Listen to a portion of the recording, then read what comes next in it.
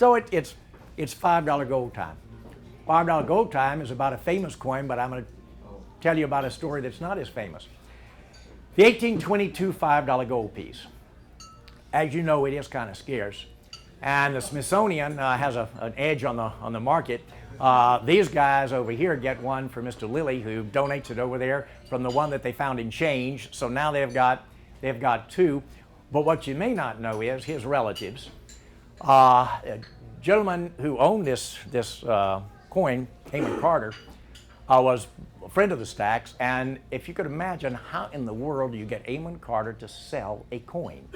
I mean, he was a very, very wealthy man. He loved the pieces. So these relatives of Mr. Stack just kept asking him now and again, and then one day he comes in and he's talking, they're visited with him, and there's a wedding going on in the family, and he's building a driveway.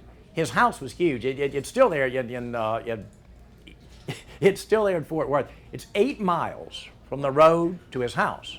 So even though this is a long time ago, the cost of the road was over $50,000. So his relatives talked to him, well then how about selling the 1822 5, which he did, and that's how it got in circulation, and that's how it got back in the collection, that's how it got in the Smithsonian. But the fun story is about the sale of the Eliasberg collection, where the other 22 sits. Harry Bass really wanted that coin. And Harry Bass sat in that auction. And Harry Bass had spoken to David Akers about buying the coin.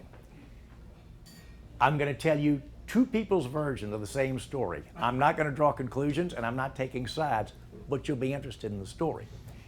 Harry's there, and I'm not all that far from where he's sitting, and these guys are there because Harry would have different people bid on different pieces. He didn't like the idea of becoming a target of somebody who wanted to run him up.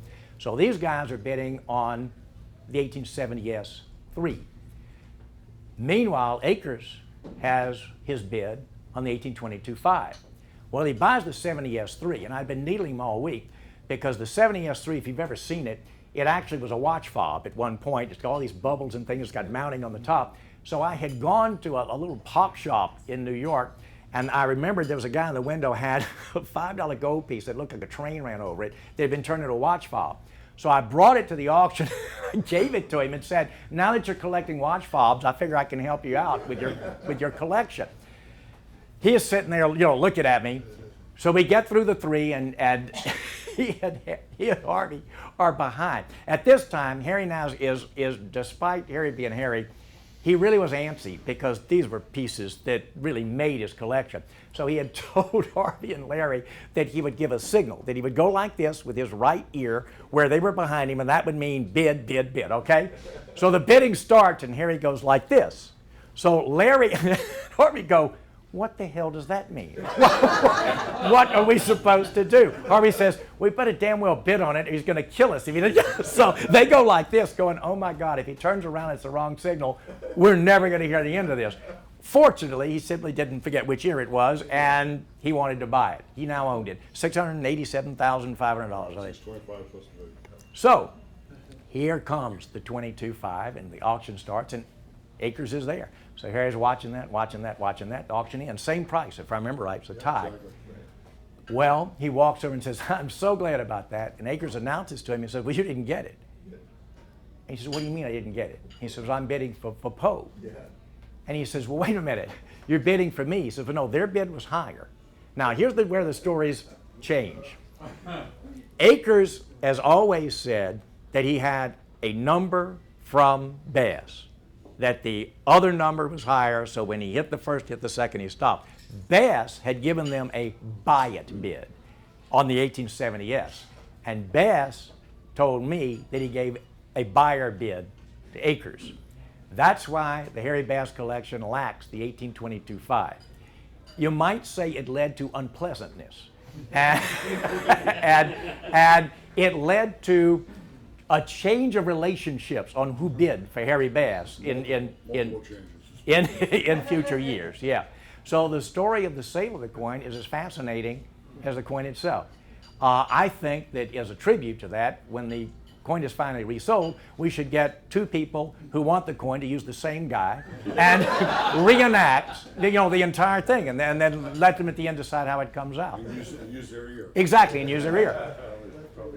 When you get to 10s, there's so many wonderful $10 gold pieces, and I decided on one that is expensive but wasn't at the time, and that had a more amusing story.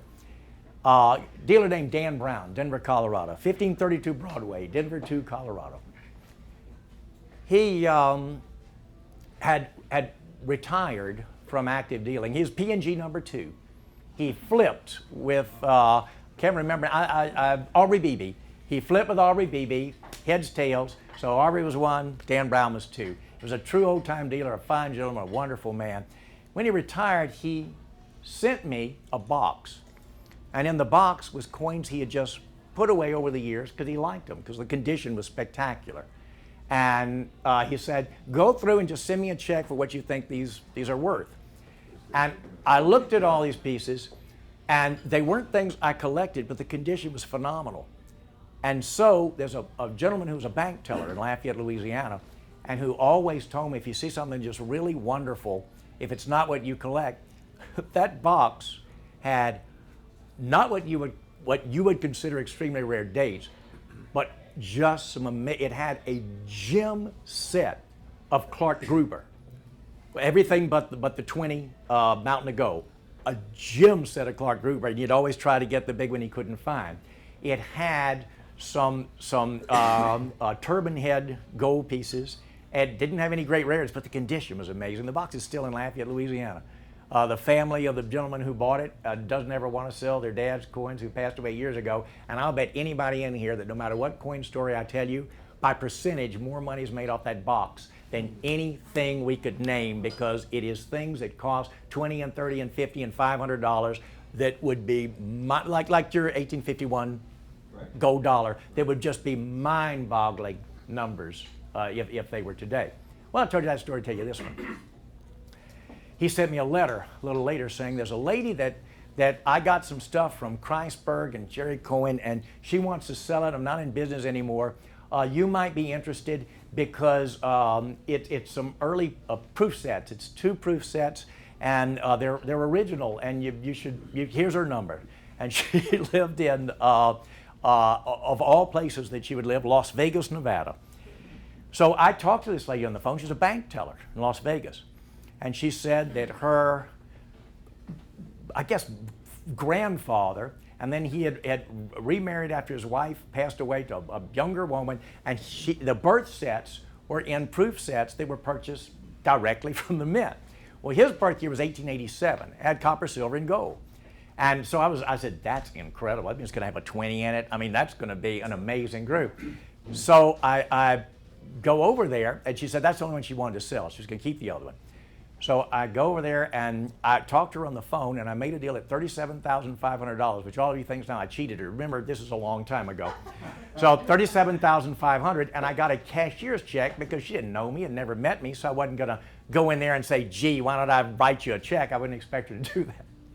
So I go to Las Vegas. She's a lovely lady. She's got the coins there. They're just really wonderful. I mean, it really is an 1887. It's not in a box or anything, but I mean, it's been put together, but it's been put into a box made for the coins. And they're just spectacular condition. So I have the cashier's check. And then I remembered that the guy who was the cashier at the Guaranty Bank and Trust Company in Lafayette, his name was James Bond. So now I'm in a bank in Las Vegas with a cashier's check signed by James Bond. And I'm going over and handing her this, and she's looking at me, and I said, it really is good. You can phone them and everything. She says, no, she says, I don't think anybody would pay that much money for this stuff and then give a bad check. She says, that's just fine. She says, but you know, since it's this much money, do you want to see the other one? And I said, well, when is that? She says, well, it's 1908. So she goes there, she goes over to the safety deposit box, come back with it, and the 08 set. And remember these are earlier years in the 70s. It was something wrong with the set because the coins were beautiful, the copper and the silver, and it had a matte proof 2.5 and 5, but it was just regular 10 and 20. And I couldn't figure out why. I couldn't figure out why this set, which everybody said they were original, but how in the hell did it just get these two searches? And I remembered people talking about sometimes that the mint didn't have a proof, they'd substitute and put a piece in. So I had the pieces for years, and since they were first years in gold, I had collected and saved them. Well, Harry Bass ended up with the 10. And if you want to look on the internet, you'll see that it is in his typeset, and underneath it says acquired from Jimmy Hayes, and the description is that it is a satin-proof 1908 $10 gold piece. Apparently, it was indeed okay to be in the set.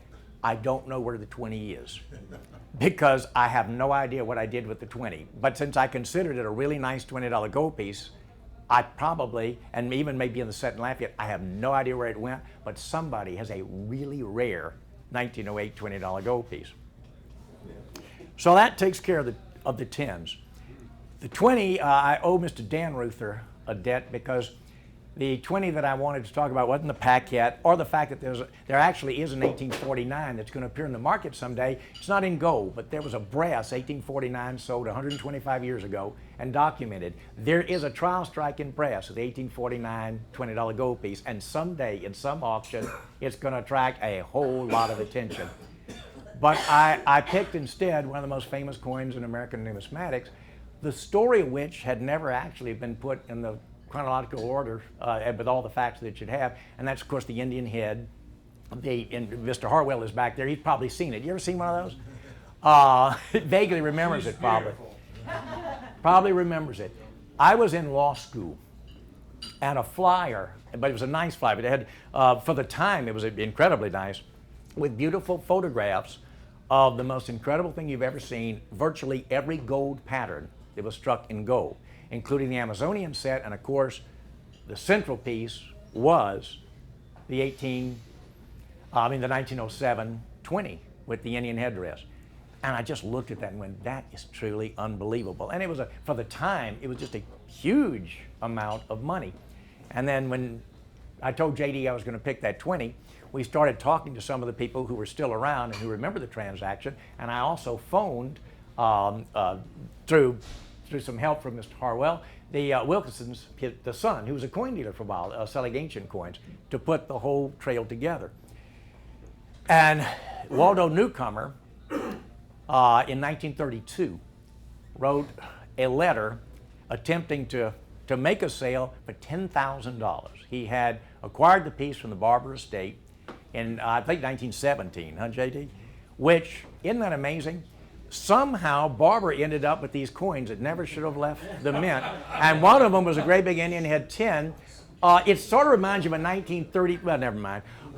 Anyway, he had it, and his family had it, and Newcomer got it, and he was going to offer it to a dealer who couldn't figure out how to either pay for that or get someone to buy it. So that, and $10,000 in 1932 in the Depression, that's mind-boggling.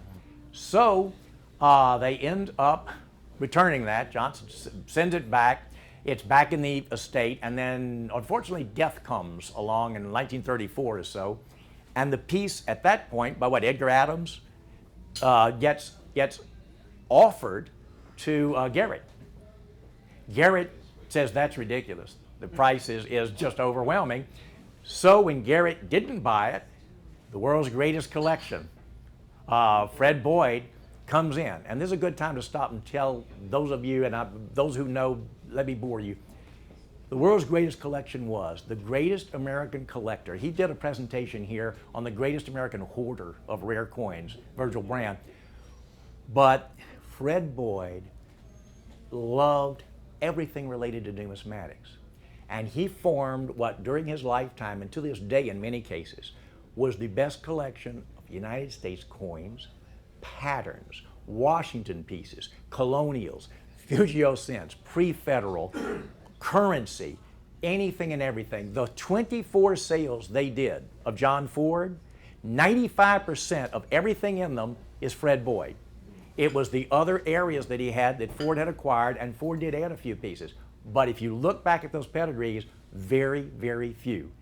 And he was obviously known nationwide. Everything would gravitate to him. And therefore, he became the likely person to buy. And he, in fact, did.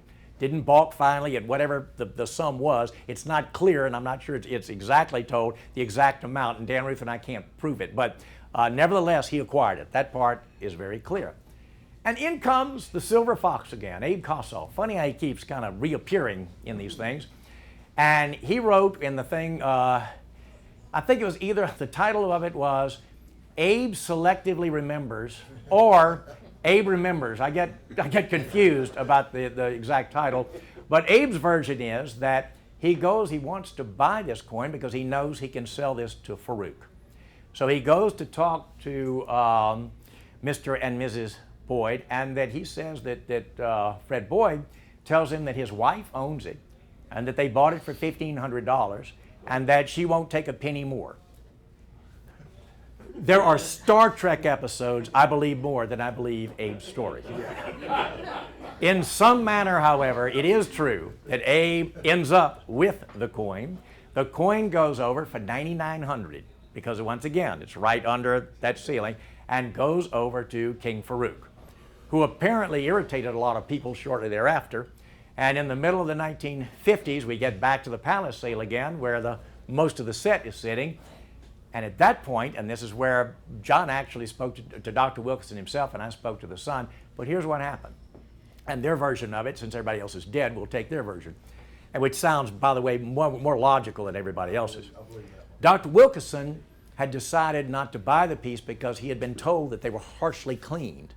And he really did not want to purchase this piece. Abe went over, looked at it, and forgot to tell Dr. Wilkinson that it wasn't harshly cleaned. And in the brochures that Paramount and others did later, they talk about what did happen, but that's not what happened. It is not true that Abe bought it for stock. Abe would no more have bought that for stock than he would have tried to buy an ocean liner in return from Cairo. What he did do, though, and what is left out of most references, is that at the time, and remember this, the coin business wasn't remotely as big as it is now. And even the guys who had been around for a long time hadn't been around that long. Stax is back to, what, 35? So you didn't have the financing, you didn't have that, and getting a bank to loan money to someone selling coins was idiotic. So it was very difficult to do. Most dealers then that had friends and acquaintances, they would have people who in effect would take title, own something, but sort of make a business deal a lot of sharing profits and things when you didn't have the capital to come up to buy a lot of things. Abe had such a person, and you've heard of him because he had a pretty good collection, Ted Nafsker. So Nafsker actually took the Indian Head 20. And then later, Abe goes over, because he figures, I bet Dr. Wilson might like it because it's really nice after all, it'd be damn. So he goes over to him and he says, well, I want $10,000. No, he says, Nafsker wants $10,000 for it. Nafsker, who probably doesn't have a clue any of this is going on, nevertheless, Nafsker wants $10,000 for it. Abe had paid $3,300. You sold it for $9,900, bought it back for $3,300, and we were going for the $10,000 again.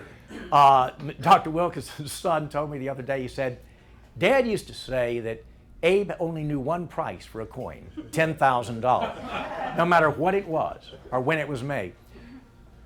So Dr. Wilkinson goes, I really don't want to do this, but that's an awful lot of money, it seems high, Abe. So they make another trade, another unbelievably fair trade.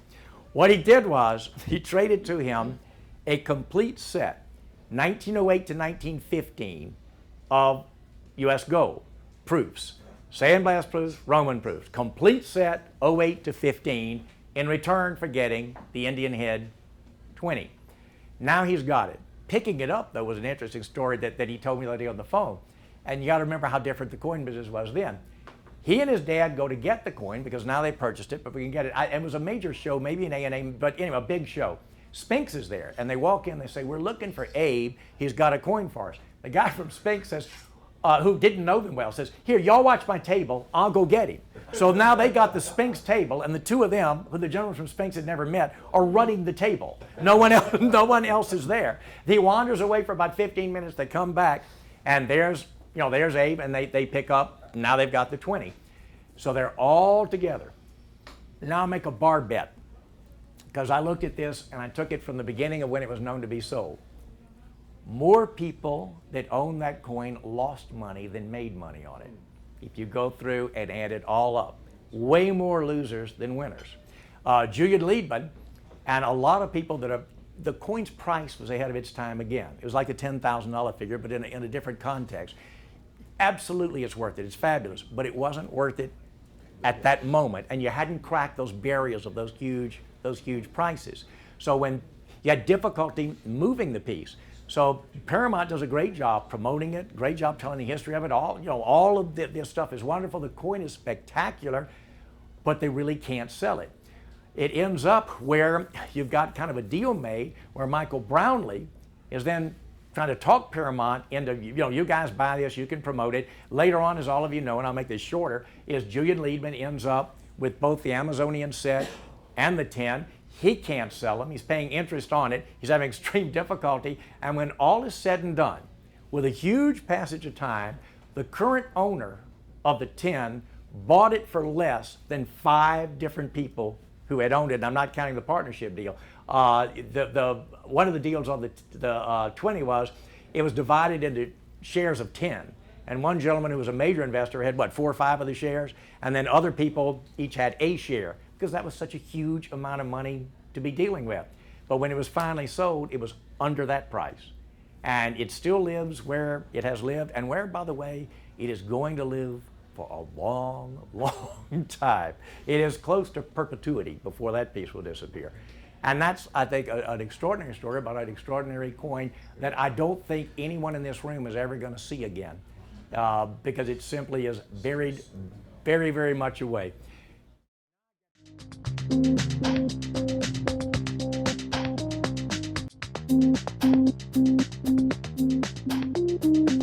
If you like this video, we're sure you'll love these 3 videos. And please subscribe to our YouTube channel. CoinWeek is the #1 source online for all things numismatic. Visit www.coinweek.com to take your hobby to the next level.